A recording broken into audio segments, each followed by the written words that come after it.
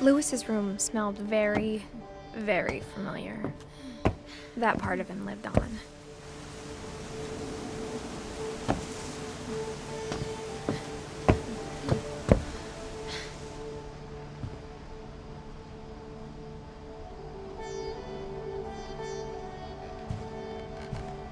Lewis and I spent a lot of time playing games together, but he was surprisingly bad at them.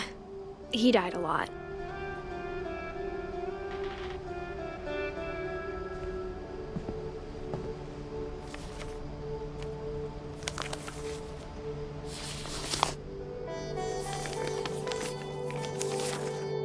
Dear Mrs. Finch, as Lewis's psychiatrist, I can understand your desire for an explanation. As I see it, the trouble began in January, shortly after we convinced your son to seek treatment for substance abuse. Newly sober, I believe Lewis first noticed the monotony of his daily life.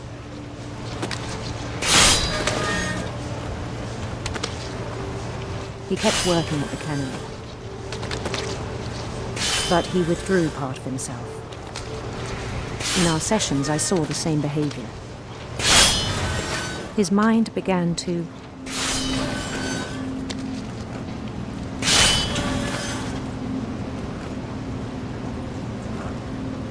wander. I asked him to describe it. He said he started small, imagining a labyrinth. He'd feel his way about. Then something moved. Bats and toads.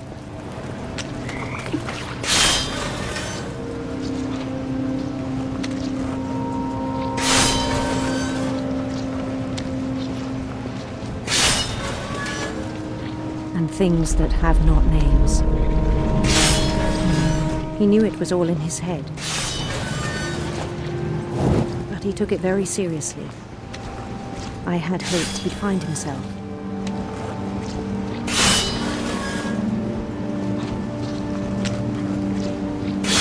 But he found something more.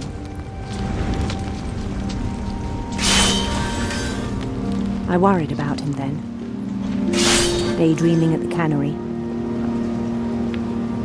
I spoke with his boss, but he said Lewis had become a model employee. Methodical, tireless, focused. Like a whole new Lewis.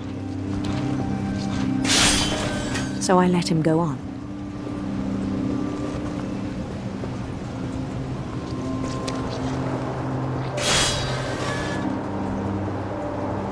I even encouraged him. It seemed very promising at first. He told me he'd made a new friend.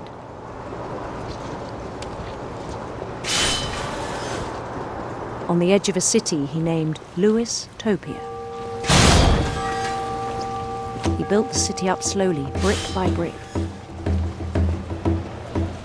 Then he made musicians.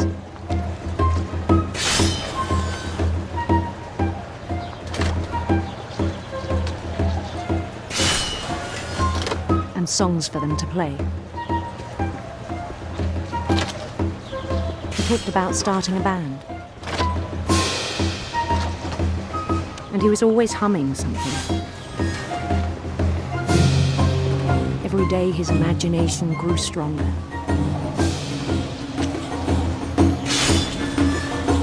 He no longer spoke at the cannery, but his chopping was as reliable as ever. Then one day it struck him that all the cheering crowds, even the stones under his feet, were all in his imagination, so he could do whatever he wished.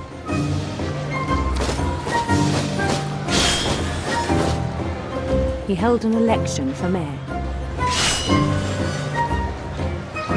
and he won.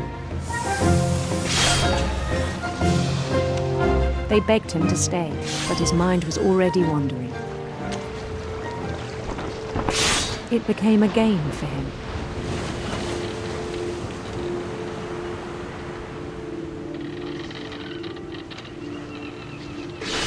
He'd conquer a city, then immediately push on. New Louisville.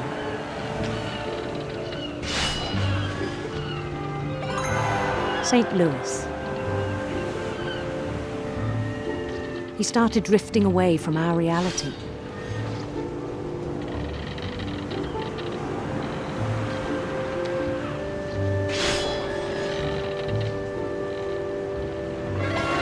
Minneapolis. Until one day he forgot to go home from the cannery. Even as his mother pleaded with him, part of Louis kept sailing on.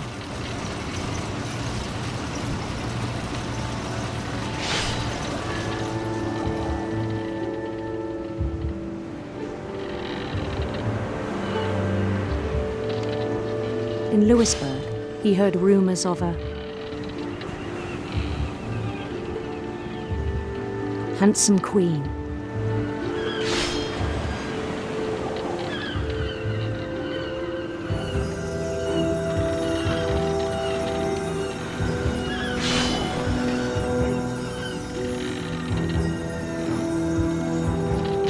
The queen was on her own quest for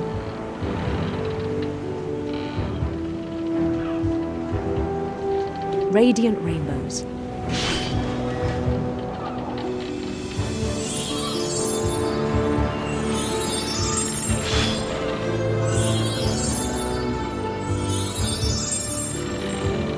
He followed the sound of her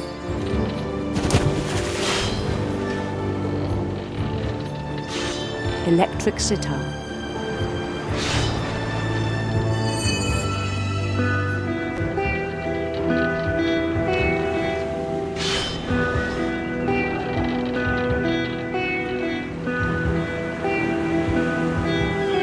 His chase led him to a golden palace east of the sun and west of the moon.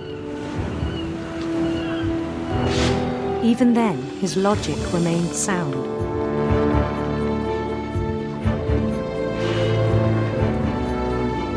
He knew the world was all in his imagination.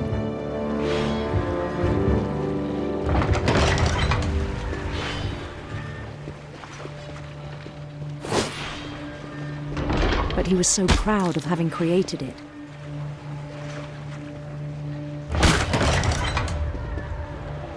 In his own eyes, he'd become something greater than a king.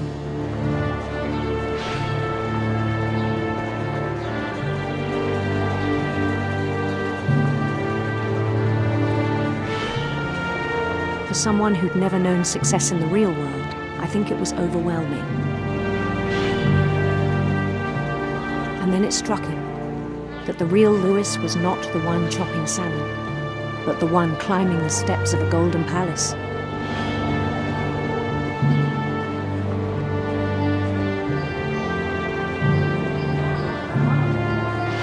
My imagination is as real as my body, he told me.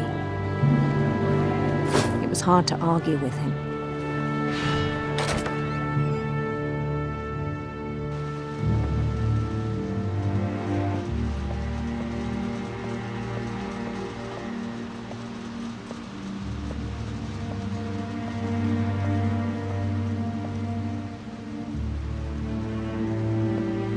He began to forget the world we know.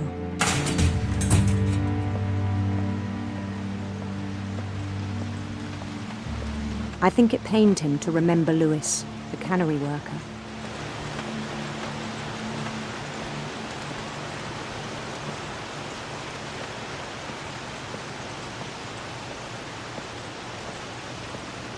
He began to despise the man with a royal contempt.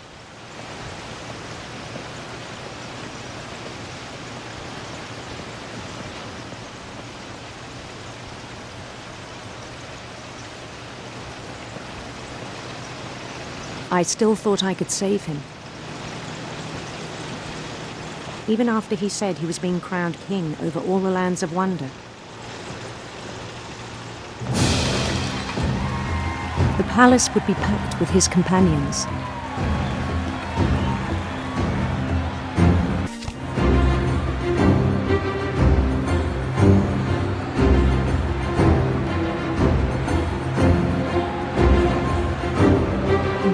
wise Calico who'd insisted on advising you.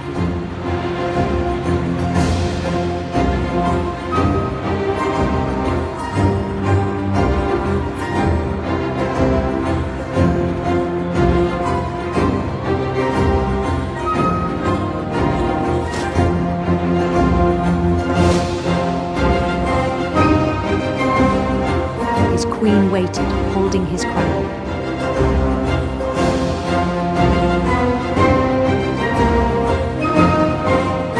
There was only one thing left to do.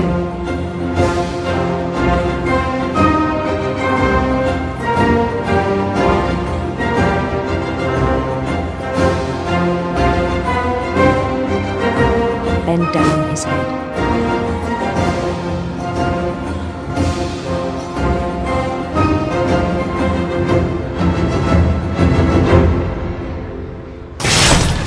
The rest I think you know. Mrs. Finch, your son was a kind man who will be missed by all of us who knew him.